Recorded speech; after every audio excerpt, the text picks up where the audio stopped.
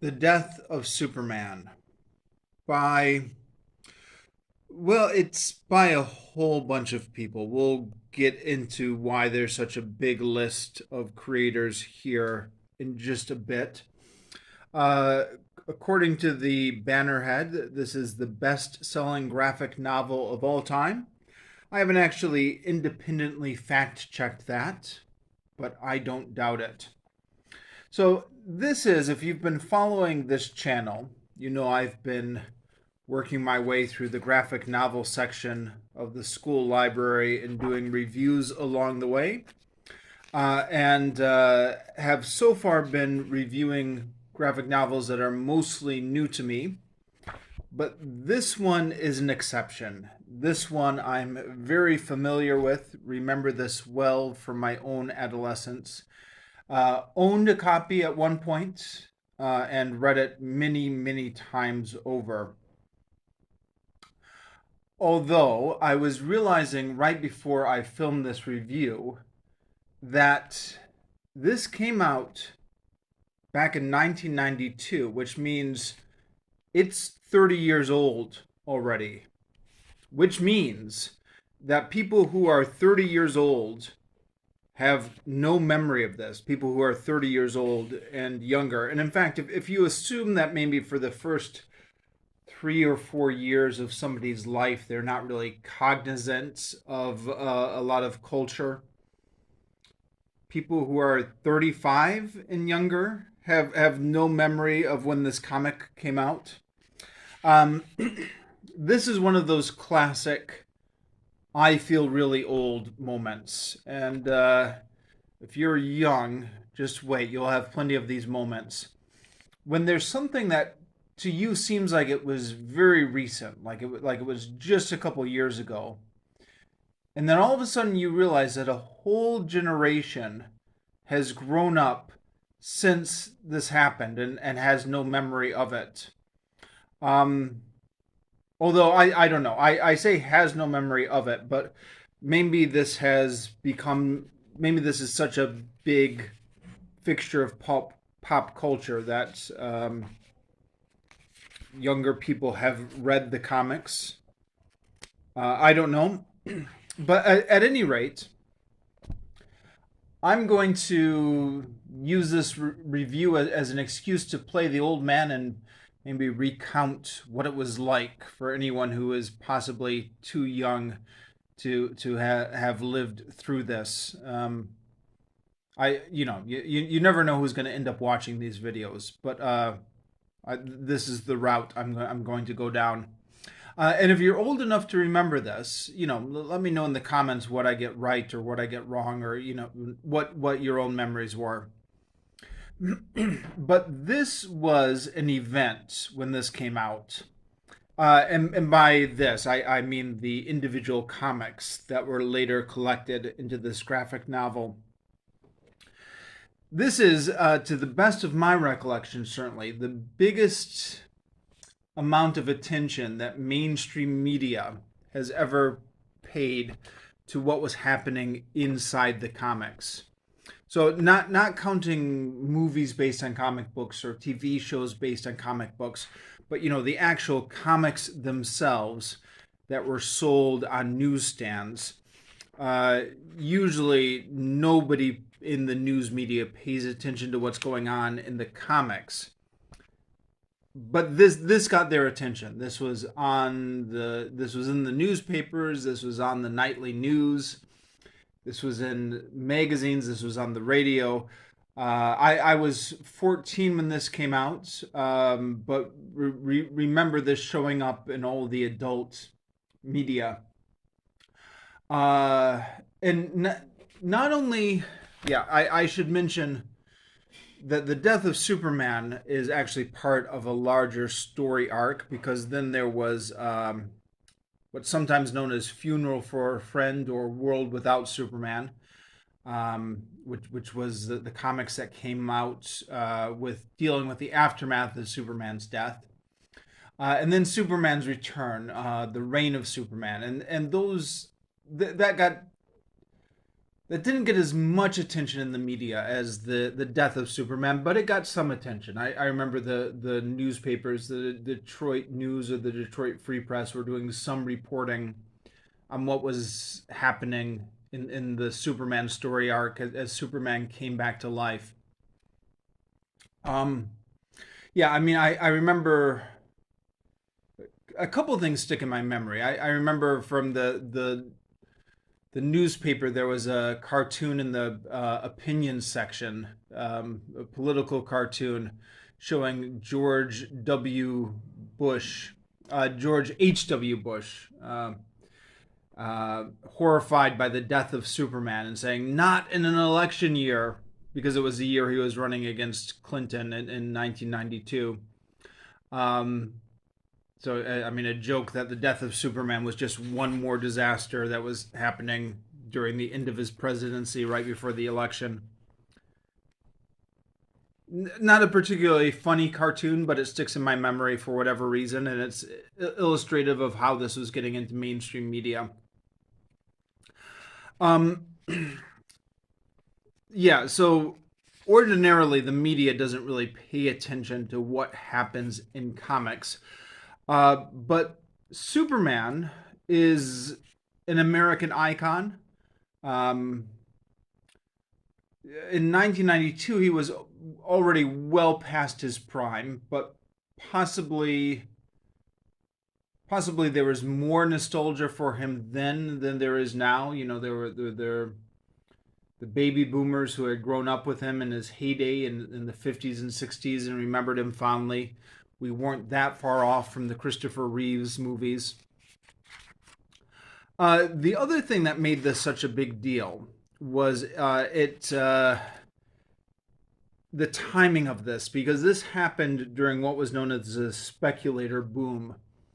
So around the time this came out in the early 90s, there were a lot of reports about, again, primarily baby boomers finding old comic books they had from the 50s and 60s, you know, like a Spider-Man #1 or something like that, and selling it for thousands of dollars. So these old comic books were suddenly worth a lot of money. Um, and as a result of that, everybody believed in the 90s that comics were an investment. I mean, I certainly believed it. I'll get into my own comic book collecting a little bit later, but you know, you bought a comic book, you kept it in a plastic bag with like a cardboard backing, and you were sure that you were not just buying entertainment, but in 20 or 30 years, you'd be able to sell it for thousands of dollars. Um, yeah, it turned out not to be true. It turned out that the reason that those old comic books from the 1960s or before were so valuable is because they were so rare, because very few people saved their comic books. Most of those comic books ended up directly into the trash.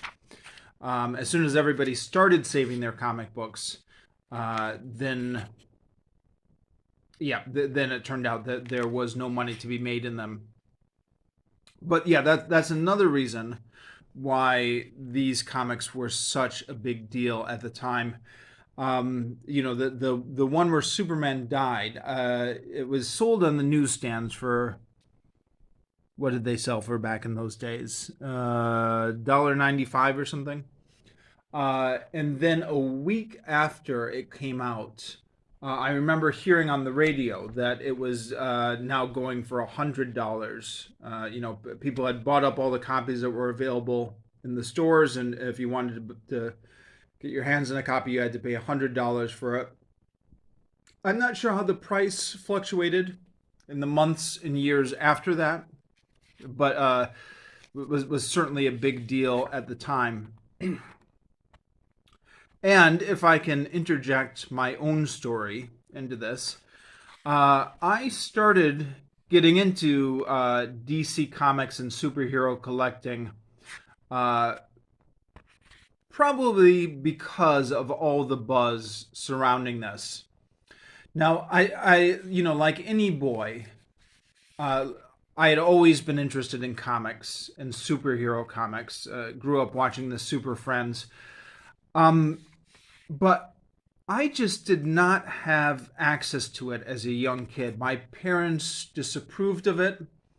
We lived in a very secluded area of the suburbs where there was no shops within walking distance from me, so I didn't get driven to any of the comic book shops. I didn't have disposable income as a young kid to spend on it anyways.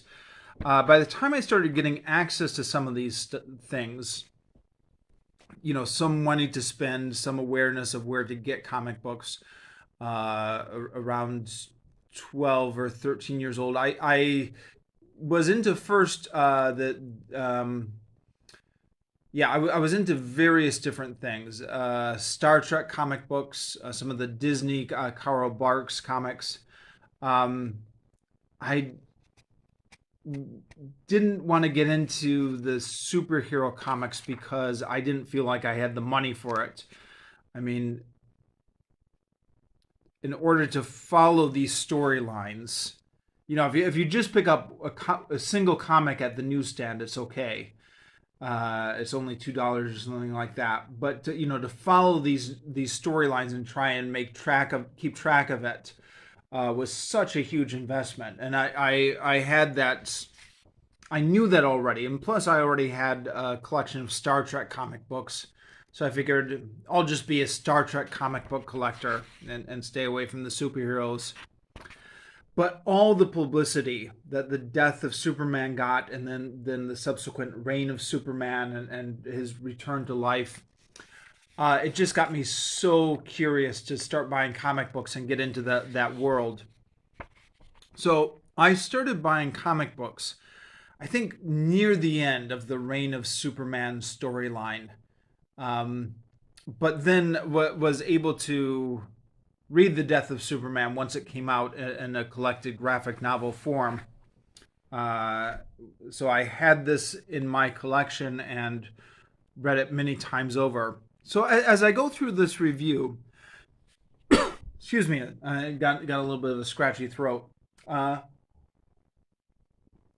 Drink of water. As I go through this review, I'll talk about my impressions as a kid. Kid meaning 14 years old, I guess. Impressions as an adolescent, maybe mixed in with a more adult perspective. Um, I guess maybe one of the things to note.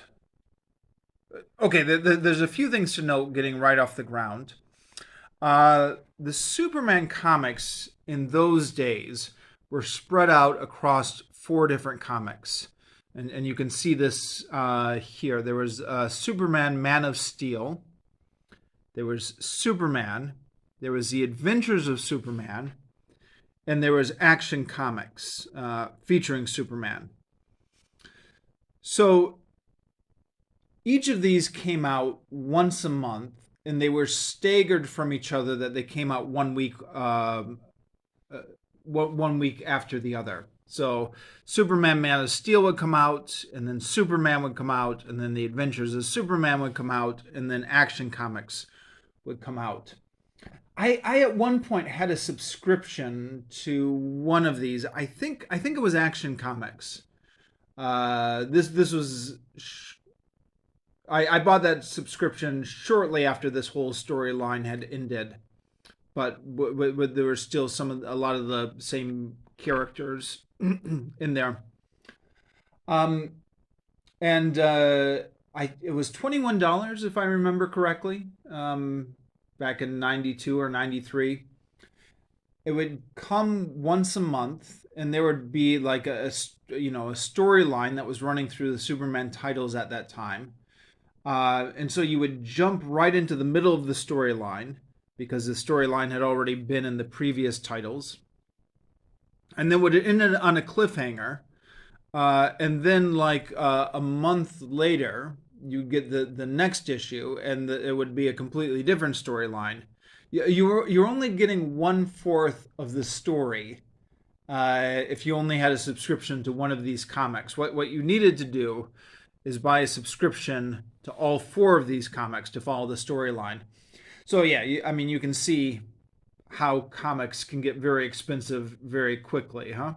I was happy just I was relatively happy with just a subscription to one of them.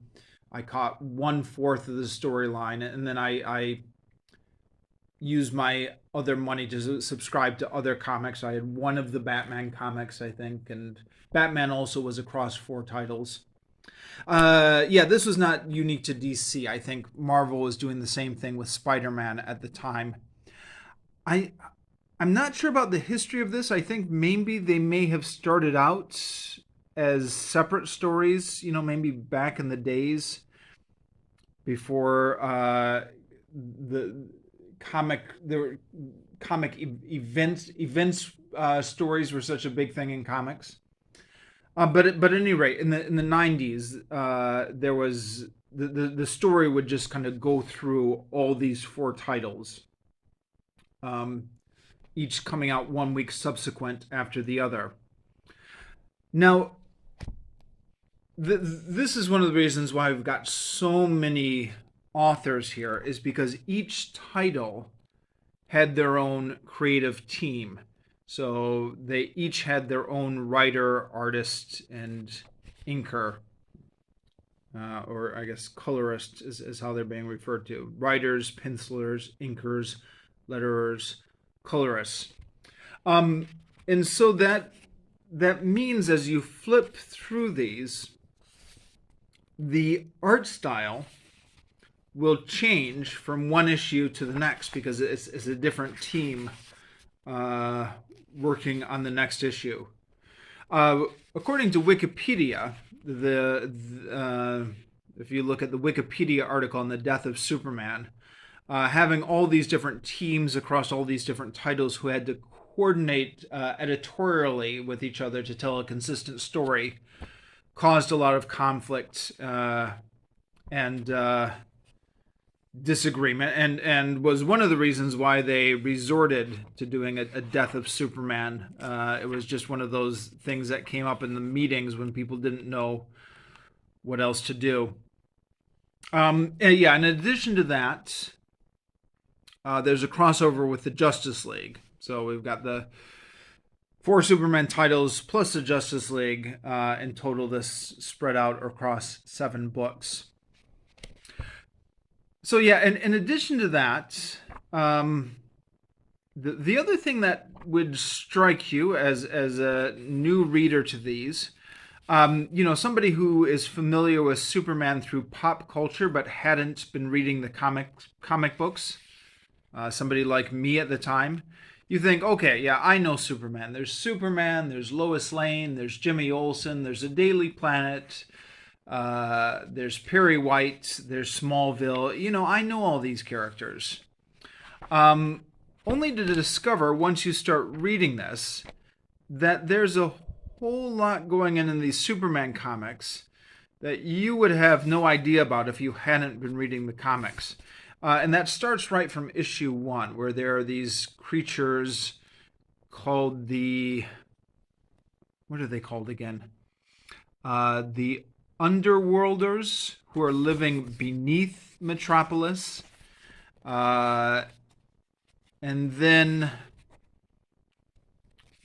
as you keep reading, sorry, I'm looking for the right panel. There's this organization called Cadmus, which has all these bases around and under Metropolis. And there's a character called the Guardian, who looks like he should be a superhero in his own right, starring in his own book, but he's just showing up to help Superman. And the Guardian is working for Cadmus. And the Guardian also has this telepathic link with this creature here called Duplex. And then there's Lex Luthor, Only this is what Lex Luthor looks like. And Lex Luthor is in charge of Supergirl for some reason. He's giving her orders and she works for him. Except Supergirl is not really the Supergirl you remember. She's some sort of shape-shifting alien.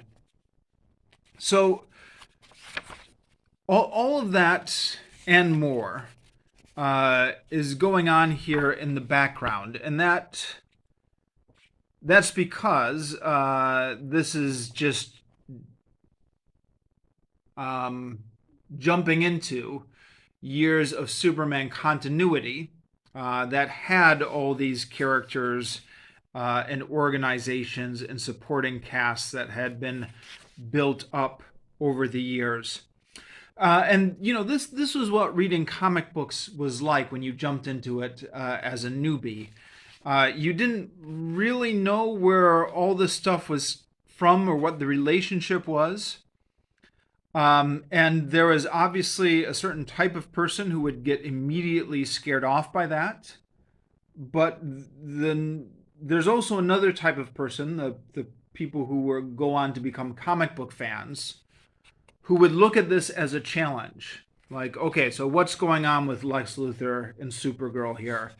I've got to know. Let me find the back issues. Let me buy all the issues I can. Let me find out what's going on. Who is this guy, the Guardian? It was part of the appeal of jumping into comic books was trying to put all these puzzle pieces together and figure out what you had been missing and what the continuity was and what the relationship between all these characters are. Of course, nowadays you would just go on Wikipedia and look it all up. But in those days there was no Wikipedia, so you would just go to the back issues if you could. Of course, this was during the speculator boom, so anything in good condition was going to be pricey. But even during the speculator boom, there were cheap comics, 3 for the dollar bin, where I got a lot of old comics. Not a lot of Superman comics in the 3 for a dollar bin. Now that I think about it, actually. So for the Superman comics, yeah, the Superman comics, actually, a lot of this stuff I never quite figured out until years later when Wikipedia came around. And then on Wikipedia, you got the whole history of all this stuff. So, I mean, if anyone's interested, yeah, a lot of these characters, well, do we want to go into this? You can check Wikipedia if you want, I guess. These characters come from different spots. A lot of the stuff going on in Superman in the early 90s actually comes from Jack Kirby, as it turns out. So Jack Kirby, of course, was famous for working over at Marvel with Stan Lee. But then in the 1970s, he got dissatisfied with the deal he had at Marvel, so he went over to DC, where he was given more artistic freedom. And at DC, he was allowed to create this epic called The Fourth World, which he started off doing on the pages of the Jimmy Olsen comic, which was one of the Superman comics at the time. And he resurrected a character called the Guardian. The Guardian was actually a superhero comic from the 1940s that Jack Kirby had created. And you can see the Guardian carrying his shield here. He was kind of Captain America-esque. Captain America was also created by Jack Kirby. So this was like the first version of this character before he had success with Captain America. The Guardian got brought back in the 1970s as part of a DNA cloning project, which is also where this Duplex character comes from, and some other stuff that's in here. There's a tree village in here at one point, which also comes from that era. Where's the tree village? Here we go, on the outskirts of Metropolis. Yeah, now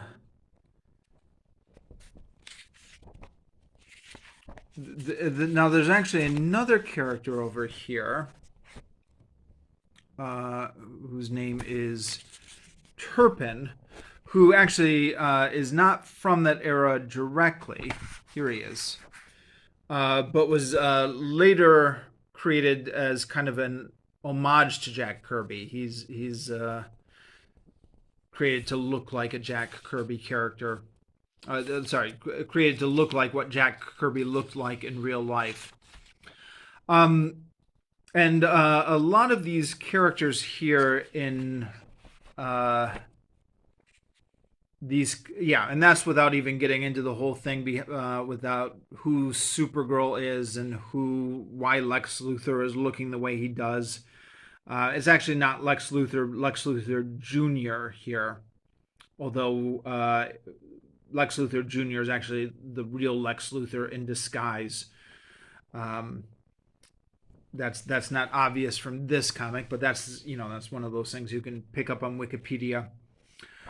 So yeah, a lot of this stuff here it's mostly in the background because this is mostly just a slugfest between Superman and Doomsday, but it comes out more to the forefront in the following collection, The World Without a Superman, or Funeral for a Friend, where these different forces are battling over control of Metropolis.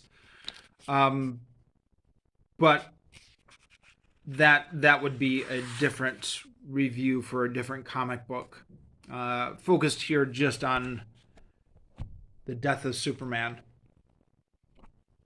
I've been talking circles around this thing, but I haven't actually gotten around to reviewing the comic. Yeah.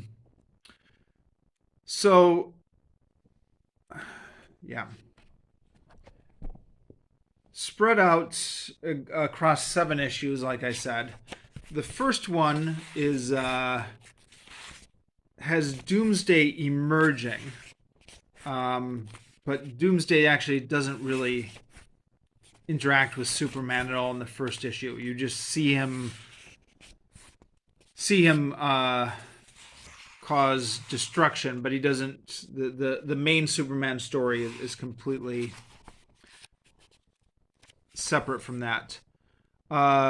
Lois Lane, Superman's longtime girlfriend, at this point in continuity, fiance, and at this point in continuity, she knows his secret identity.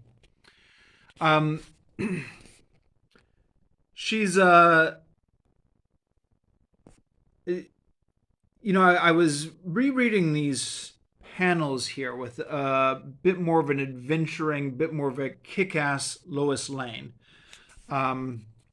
She still gets captured and she still gets rescued by Superman.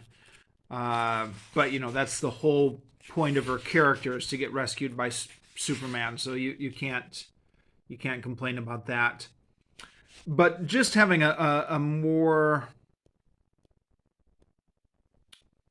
assertive and forceful version of the character made me think that if this had come out today, people on the internet would be complaining about how the woke people are ruining comics by making Lois Lane too assertive, and I don't know. It's just a reminder that this kind of thing has been going on for years, ever since, I don't know, 80s or 90s. Before people started really complaining about it on the internet. So while that's going on, Doomsday is destroying stuff. And then the Justice League gets called in to the situation. Now,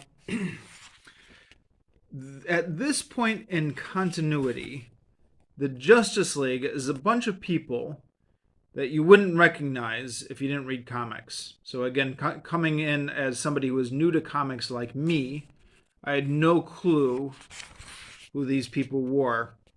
I mean, historically, the Justice League has been, Batman, Superman, Wonder Woman, the Flash, Green Lantern, all the famous characters.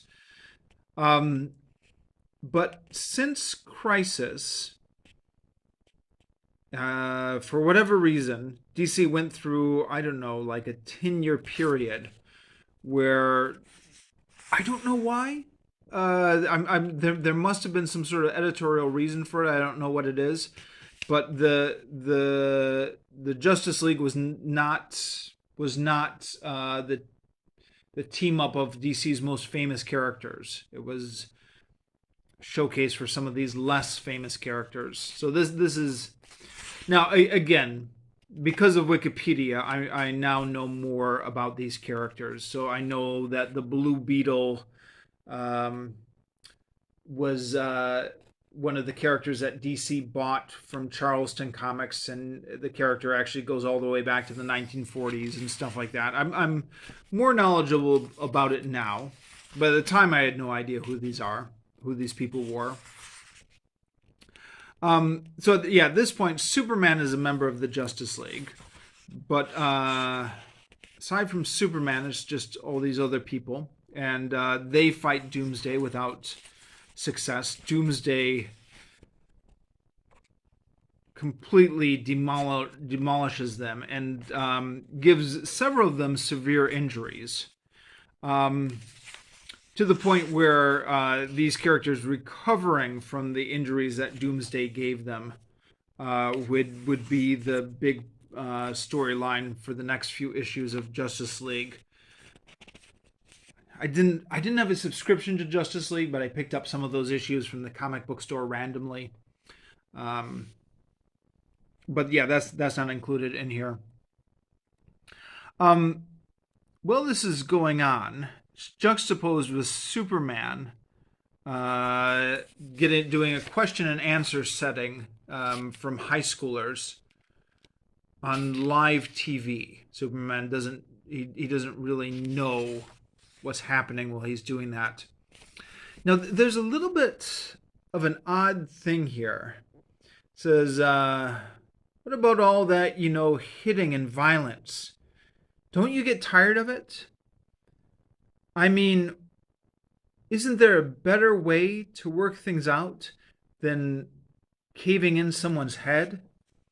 Now, it's juxtaposed with the ongoing fight with Doomsday, but then Superman comes back and he answers, "Believe me when I say I wish that violence wasn't necessary. But violence is the price we pay to accomplish a greater good. As heroes, we choose to protect that good." So this is something I didn't think much of when I was 14, but coming back to this, I found this was like a little bit odd. I mean, of course, Superman believes that punching is good because it's a fantasy about fighting monsters, fighting mindless monsters where you have to punch, and I would be content just to leave this as a fantasy about punching monsters and not to get into the ethics of violence. But I don't know why they shine a spotlight on that if they're trying to make a broader political point. Similar themes come up a couple more times in this. Later, the Guardian is confronting Superman about all this destruction. He says, "Wasn't there some other way?" "There always is, but that doesn't alter the fact that I've got to stop him. And now I realize I have to do it alone." I don't know. I thought that was maybe an echo of the violence is necessary for the greater good type thing.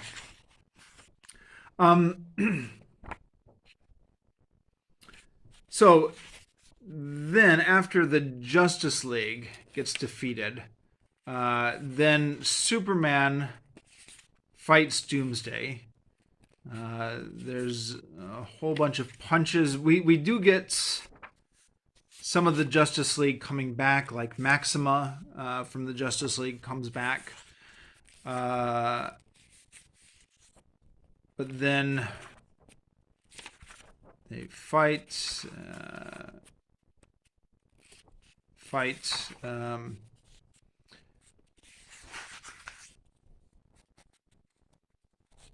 Doomsday is fighting everything in Metropolis. Supergirl gets involved briefly. And throughout this fight, Superman is realizing that it's very hard to beat Doomsday. Doomsday does not seem to tire. He doesn't seem to be getting exhausted. In fact, the more they fight, the more energized Doomsday seems to be. So Superman is beginning to realize that this may not end well for him. And Doomsday is just enjoying the fight throughout. And then, right here, Superman finally, near the end of the comic, finally finds a way to hurt him. He says, if these bones are just extinctions of his skeleton, yes, I finally managed to hurt him. But then that seems to be dropped. He just goes back to punching and punching and punching, and then they both die. It says, Doomsday, you stopped him. You saved us all. Now, yeah, this is another flaw I realize now as an adult. I mean, I get that Superman gets beaten to death, but there's no indication that Doomsday is getting beaten to death. Doomsday, but then Doomsday is just dead at the end. Even though Doomsday doesn't seem to be taking any damage up until now. And then Superman is dead. Actually, while I'm on these panels, let me point out something that you may be noticing. The last issue is completely full-page panels. What's the term for this in comic books? Called a spread or a splash. And this is because they've got something going where the issue before this was entirely 2 panels. So every page was 2 panels. And the issue before that was 3 panels. Everything was 3 panels. And the issue before that, everything was 4 panels. Now, this is actually something I've got to confess I didn't really notice when I was 14. I just read that on Wikipedia just now, that was something they had intentionally done to try and give a feeling of increased urgency across the issues. I've heard people complain about how this last issue was just full-page spreads like this. Is a spread, maybe a spread is when it goes across both pages. What do you call it when it's just a full page? I'm just going to say full page.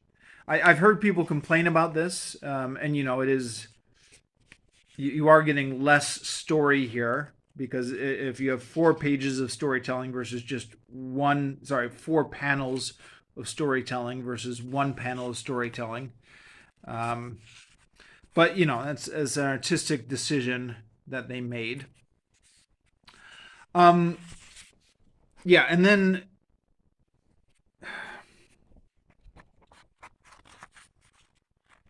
one of the weaknesses here, I was mentioning it was a little bit unclear how Doomsday died. Although it turns out later, of course, that he's not really dead. He comes back to life like they all do. Um, but it's not entirely clear how Superman dies, and other than just getting punched to death. But see, yeah, I mean, what is it? Is it the final blow that rocks his brains, or is it just exhaustion over getting hit so many times, the cumulative effect? I mean, how does that really work? Um, yeah, the impression I got as a kid, as a 14-year-old, and the impression I get rereading this now is it's just the cumulative exhaustion of getting punched so many times by Doomsday. It eventually kills him, but I don't know if that's something that really happens. Um, I should mention that I believe the reason that this is possible is because after DC reset their continuity in 1986 with the Crisis event, Superman was made more vulnerable. So I think that the old version of Superman in the original continuity was invulnerable, except, to things like kryptonite and magic. The new Superman, I've got to admit, I'm not 100% sure on this, but I believe he is just super strong, but not completely invulnerable. So you hit him hard enough with something powerful enough, and you can get him to bleed. And in fact, he, I think, bleeds a lot, or bleeds a bit. Yeah, there he is bleeding. I'm not sure why his blood is black. Maybe that had been established in continuity. Oh, I should also mention this is something I forgot to say before, and I was talking about a lot of these characters here. So characters like the ones Jack Kirby introduced into the Superman mythos, like Dublex and the Guardian. These were, because everything got reset in 1986. These were reintroduced into the Superman comics by the writers at the time. So that had been part of the Superman. They had been part of Jimmy Olsen in the 1970s. When that finished, they had been absent from Superman comics until shortly after the reset in 1986. They got brought back. But yeah, I shouldn't talk about them too much. I am kind of fascinated by these minor characters around the Superman book. I was fascinated by them as a kid because, as a kid, we didn't have Wikipedia back then, so you had no idea who these characters were, but you could just tell that they looked like, the Guardian just looked like he was an old. He just looked like he was from the golden age of superheroes. Like you could tell just by looking at him, he must have had some history behind him. So those are the kind of mysteries that intrigued me as a kid, but that's tangential. The thing that we're here to talk about is the death of Superman. So this I admit I loved this as a kid. Sorry, kid. I keep saying kid. I was 14, 15. But I loved it. I thought it was just like the most action-packed thing ever, where it started off and just kept getting more and more intense, and just action after action that just did not relent the whole way. Um, in fact, when I was doing yard work during summer vacation, chores around the house, I used to daydream about how awesome it would be if they made this into an animated movie. And I know that they've done that a couple times now, but make like a literal adaptation, like panel for panel adaptation into an animated movie, um, and just capture all that action uh, in a movie form. I mean, I strikes me now that it was kind of a stupid thing to fantasize about because you already have the comic. So what's the point of just doing an animated movie that's just animating the comic? But I thought that would be really cool. Um, and not only this, I used to daydream about the whole arc. So some sort of big mini series, or maybe series of movies where you had the death of Superman, the world without Superman, the reign of Superman, the whole death and return of Superman. Um, and in the 90s, there was no internet to go on and see what other people thought about this. I mean, I guess you could talk to your friends. I didn't really have a lot of friends back in those days, so I don't remember discussing this with anybody. I just had my own thoughts, and I was very susceptible to the hype. Again, not having any serious critics to counterbalance me because this has gotten so much hype from the media. I assumed it must have been awesome. Um, as I've gotten older, though, and as the internet has become a thing where you can read what other people have thought, I've become aware that a lot of Superman fans thought this was just the dumbest thing ever. And BookTube's very own Steve Donahue is among them. He's expressed his opinion on this on BookTube. On his BookTube videos a couple of times. Years back, I think I remember him writing something in print on one of his blogs about how the writers were so brain dead that they needed to kill off Superman, and then the only thing they could think of to do it was just a slugfest. A complaint I've heard echoed by other people, that this was just the most brain dead way for the writers to think up to kill off Superman.